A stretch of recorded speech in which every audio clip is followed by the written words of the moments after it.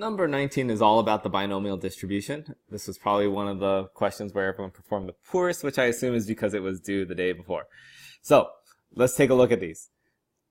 First thing I'm going to show you is what is a binomial distribution and what are those properties we need to satisfy. So let's look at the book. So there are three characteristics that we need to check to see if something is actually binomial. Those three characteristics are: one, they have a fixed number of trials, meaning we know how many times this is going to happen. Two, we can identify two possible outcomes, a success and a failure. Doesn't necessarily mean those are the only things that can happen, but one of those things has to, or something has to be a success, something has to be a failure, depending on what we're counting. And then finally, three, the trials have to be what we call independent and identicals, meaning each one does not affect each other, and the probability of success has to remain the same. That's the key thing. They're identical probabilities each and every time.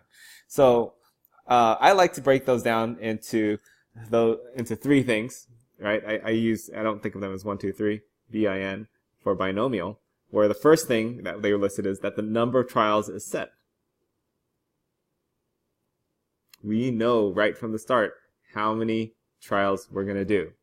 The second thing that it says is that they are independent and identical probabilities.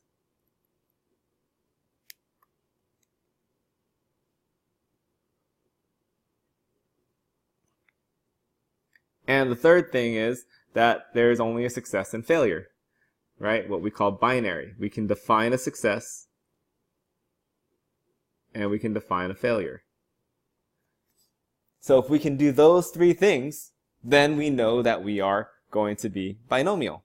So let's start off with letter A, because we want to say why it's not binomial. So our explanation should refer to one of those three things that makes something binomial.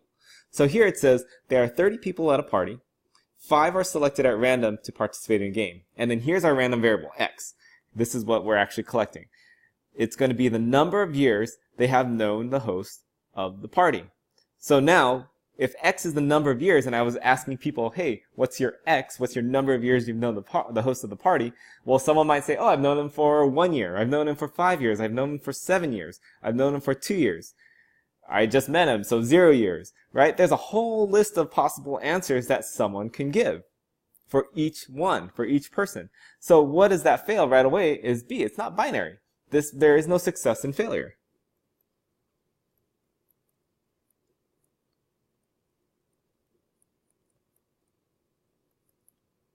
Right? There is definitely more than two options.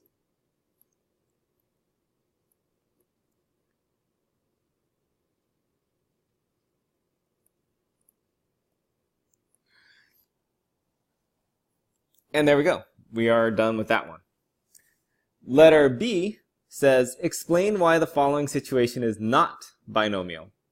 And it says a student answers 10 questions randomly completely at random. The first 5 are true and false. The second 5 are multiple choice with 4 options each. And it says X represents the correct number of answers, number of correct answers.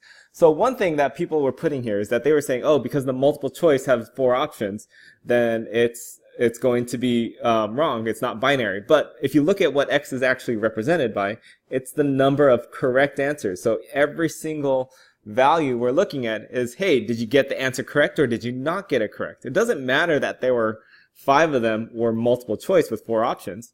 One of them was correct, the other ones were wrong. So we can still define a success as being a correct answer and fail being a wrong answer. Next, let's check our independent and identical probabilities. So every single question should, if we're guessing at random, because that's what it does say, should have the same probability of being correct, the same probability of success. Well, now this is where the 4 multiple choice options makes a difference, because the first 5 are true and false. Well, if I were to completely guess, there's a 50% chance of being successful and a 50% chance of being unsuccessful. But when we get to the multiple choice, there are 4 options, and out of the 4, only one of them is correct. So now our chance of getting it correct drops to only 1 in 4, which is 25%.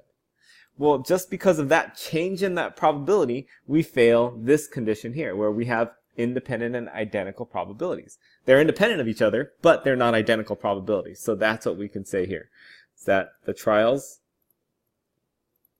don't have identical probabilities.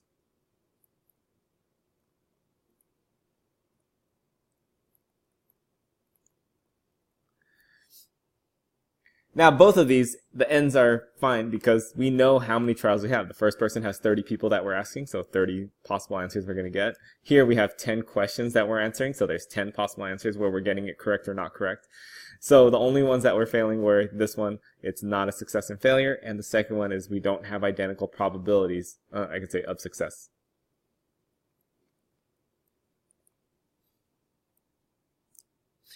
So that's what 19 was, is can we identify what's a binomial, what's not.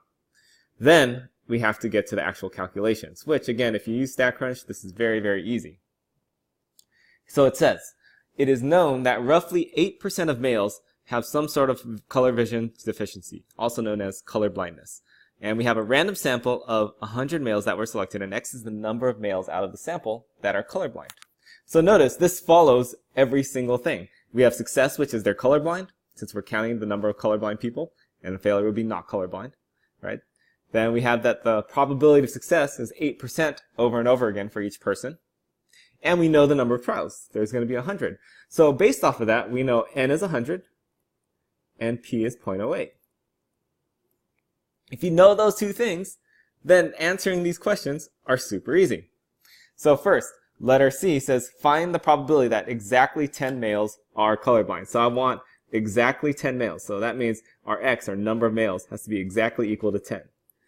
So let's see how to do this easily on StatCrunch. So on StatCrunch, the place we go to is the binomial calculator. Stat, calculator's binomial. Well, what's it going to ask for are these two things first. N is 100, we said. P was 0.08. And you'll see again, we just drop this down. I want exactly equal to, what was it? 10 people, 10 successes. Then you just press the compute button, and it tells us, oh, 0.1024, if we round to 4 decimals.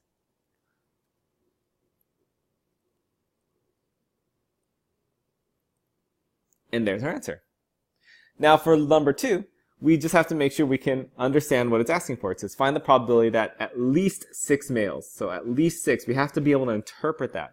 So at least 6 means greater than or equal to 6. Why greater than when we hear the word least? Well, think about it.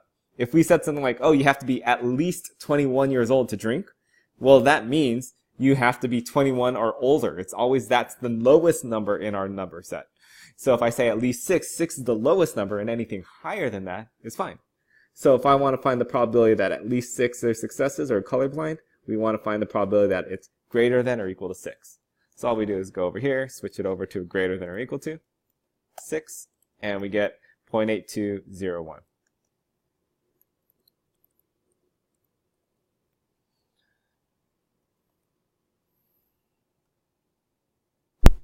Finally, for the mean and standard deviation, these are the formulas that were given to us. As long as we remember there's formulas specifically for binomial for these things, then we can just plug in the information we have. And this was also on the formula sheet, so it's not like you had to memorize it. The mean is, for binomial, is NP. Standard deviation is square root of NPQ. So key thing first is Q. If you recall, it's just 1 minus P. It's the complement. It has what's going to make it equal to 1. So 0.92. So let's find the mean, which again, the formula was NP. Well, that's pretty intuitive also, because if you have 100 people and you expect 8% of them, oops, then we can just multiply it by 8%, or 0.08. And we see, oh, we have a mean of 8. We expect 8 people to have color blindness. What about the standard deviation? Well, again, we can just plug in our formula, square root of NPQ. And this would be the square root of 100 times 0.08 times 0.92. And we just plug that into the calculator. And I get about 2.71. And there we go.